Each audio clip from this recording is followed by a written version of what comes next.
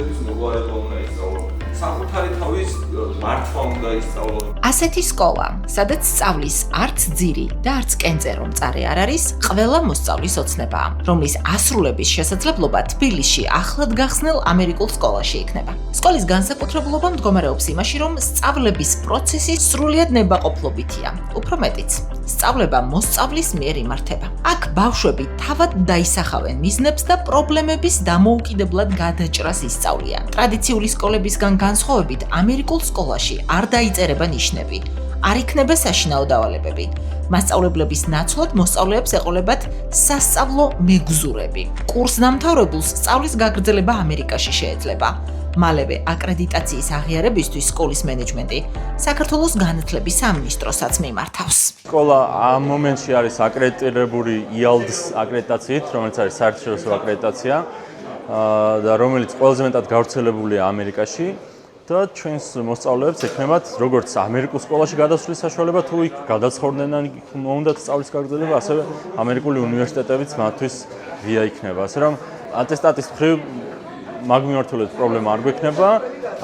ახლა მალევე დავიწყებთ პროცესს, როდესაც ამ აკრედიტაციის ქართულ სივრცეში აღიარებაზე გვექნება თხოვნა მიმართვა განათლების სამინისტროსთვის და ამ პროცესს ერთად დავაკვირდებით.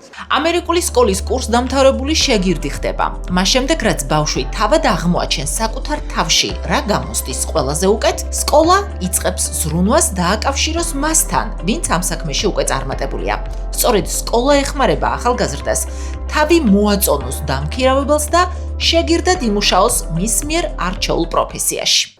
ანუ შეგირდობა ჩვენ სკოლაში, აი დამამთავრებელ კლასებში, აი high school-ი, რომელიც აი ჩვენთან არის რაღაცა მე-10, მე-11, მე-12 კლასები, იდეაში ამერიკელი ბავშვები ატარებენ შეგირდობის პროცესში, აი ზუსტად იმ სფეროს, რომელსაც ისინი შეარჩევენ, უკვე პრაქტიკულად ეცნობიან ანუ პრაქტიკული მაგალითების და პრაქტიკული ბიზნესების საფუძველზე იღებენ მონაწილეობას და იქ ეცნობიან.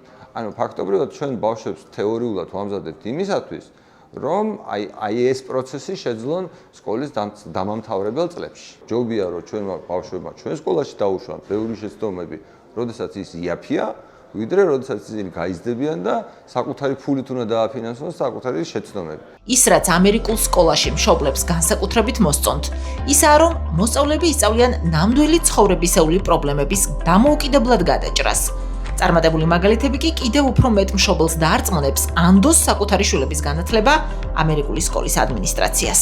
ეს არის პასუხი იმაზე, გვეშველება რამე, აი აქედან დაიწყება ეს ყველაფერი. მე ამის მართვა მჯერა. ჩემთვის ეს სკოლა, აი ჩემთვის დავარქვის თავის სახელი, რომ ეს არის რაღაცა თავისუფლების კუნძული.